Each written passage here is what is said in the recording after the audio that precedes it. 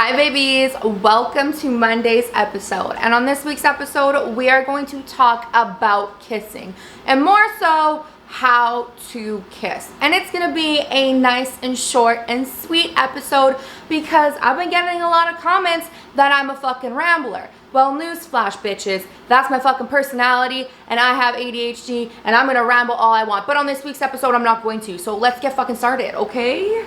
But first, if you are new here and you have not done so already, what are you waiting for? You need to subscribe to my channel and hit this video with a thumbs up. I really hope you enjoy this one. So let's get started. To start things off, I'm gonna tell you what doesn't make a good kisser. Somebody who expects each person that they kiss to kiss the exact same way, when really you should be paying attention to each person's preferences. So what makes a good kisser then?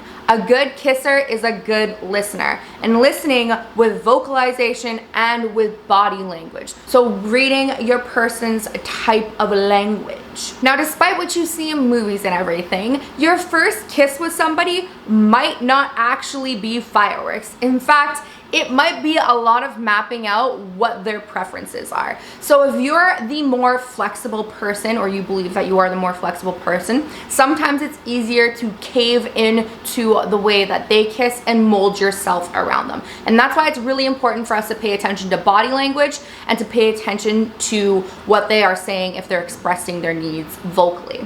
Because really, at the end of the day, people like different things, and no one's body is the exact same, which I preach about in all my videos, and kissing is the exact same way. Maybe I like my bottom lip bit, maybe I like neck kisses, maybe I don't like lots of tongue. For me personally, one thing that I don't like the most is slobbery fucking kisses. Like, I don't want that wetness in my mouth. If I can feel the temperature change in our saliva, I'm not down. I'm not down, okay? But we're gonna start with the basics on how to kiss. So, you're in the mood, and what's the first thing that we always do? We always ask for consent. Can I kiss you? Something like that. It's very simple, it can be very sexy, and it also gives you the green light without trying to guess and overstepping and having somebody shift their weight back and being like, whoa, that's not how I feel about you. Because we also want to avoid a little bit of embarrassment, and we also want to avoid stepping over people's boundaries. So first off, a lot of people make the common mistake of going right in for a French kiss. Nah, we don't do that. We always start with our mouths closed, okay? We go in for like a peck, like a soft peck, not a mwah. You don't want to do that, but you want to have like a soft approach with your lips and with your body language, okay? And if you're sitting there and you're a kisser that kisses with their eyes open, that's weird. And I can confirm that from multiple different people. There is a time when you're like kissing and your lips are pulling back and then you open your eyes. I'm not going to sit here kiss you with my eyes open. Like, don't do that. Just relax your face. So now that we have our lips nice and soft, we are just leaning in with a small few gentle slow kisses just to kind of pave the way.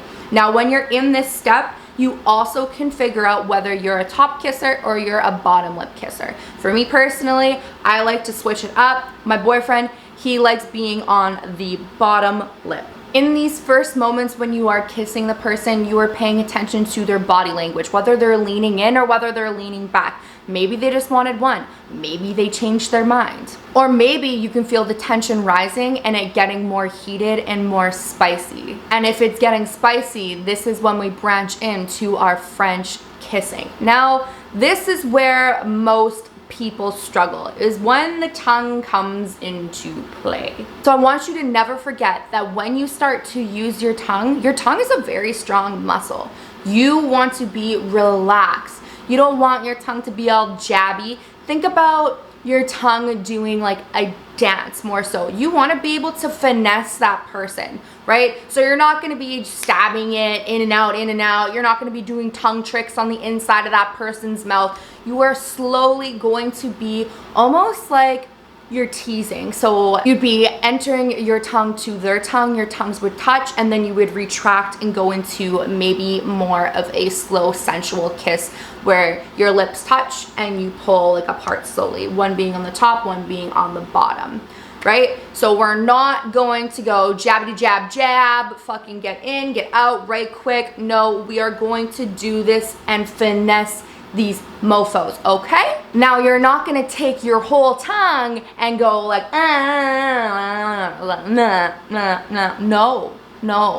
no. We are going to use a very small amount of our tongue. We're not going balls deep to the back of the throat. We don't need to do that here.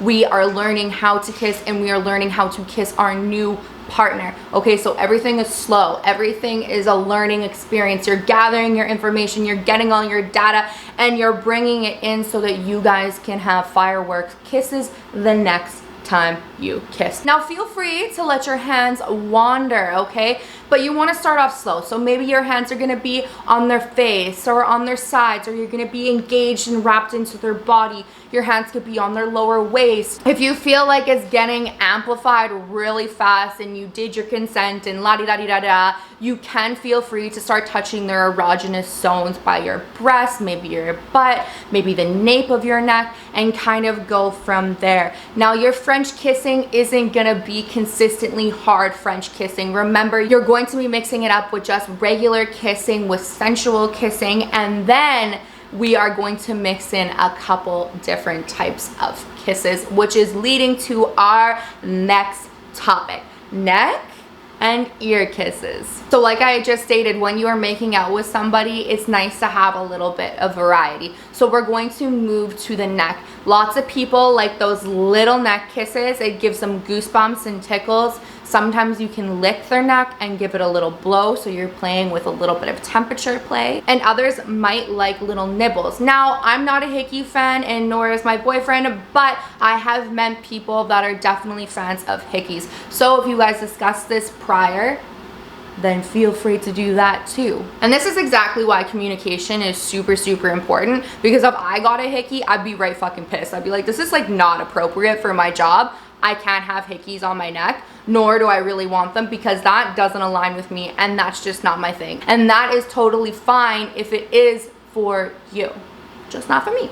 So now that we've done our little neck tricks, we're gonna move on to the ear. The ear is also one of those erogenous zones that tend to be a little bit more G-rated, such as the neck too, or the nape of the neck. We are going to start with maybe a little bit of licking on the earlobe, maybe some sucking on the earlobe. You're not gonna be like going to town sucking it. It's one suck, okay? Nice and gentle. And at the end of that suck, you can drag your teeth right along the earlobe very, very, very gently, just to give them a little bit of a different sensation. Now, these are all different things that you can throw into the mixture of your makeout session. So to wrap it all up, we are going to run through it one more time. Slowly lean in for our first kiss, feeling out the pathway of what they enjoy, whether they enjoy softer kisses or aggressive kisses. You are going to try to encourage a nice soft kiss, because that is how you both are going to be able to learn each other's bodies. Then from there, once you get the green light to go on a little bit further, you are going to slowly start to amplify it up just a little bit, feeling your way with your tongue. Your tongue meets their tongue, a little bit of connection, and you pull back out into a regular kiss, making sure that you're dragging it. Lots of people enjoy that long, slow kisses. It tends to be a much more sensual than going ham right away. I mean, unless they're in the mood and shit's about to go down and you're feeling a little bit rough, then you can do that. But don't worry about that yet. We are just starting to introduce our tongue and maybe a little bit of nibbles, light bites, and we're about to mix it up because shit's about to get extra spicy, okay? Now we are going to enter into the neck. We're gonna give a little bit of kisses along the nape of the neck, and we're gonna go to the earlobe and suck and bite a little bit, giving them that little bit of temperature play from the cooling of the saliva. Now, there's a reason those are the top erogenous zones. It's because they feel so damn good and kind of ticklish. Me, I can't really do the neck. I can sometimes. It's different.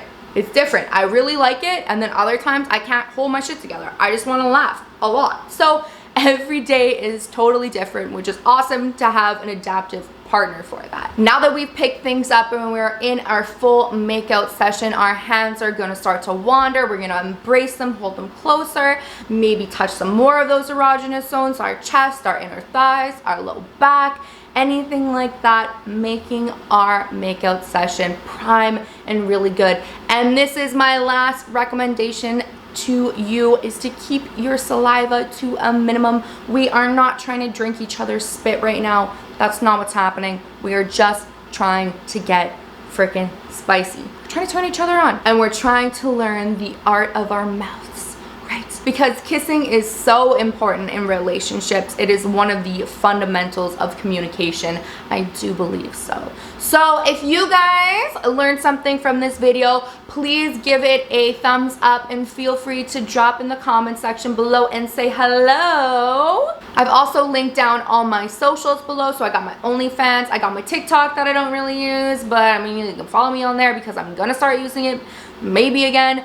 And I do have my Instagram, which I do use frequently. So you guys can head to any one of those platforms and hit me up with a follow and subscribe to my YouTube channel, because you made it this far already. So why wouldn't you subscribe? Because every single Monday I release something new and juicy. If you have any tips or any recommendations for me or requests for a video, please also drop those down below, and I will see you next week. So thank you for coming to learn how to kiss with Miranda.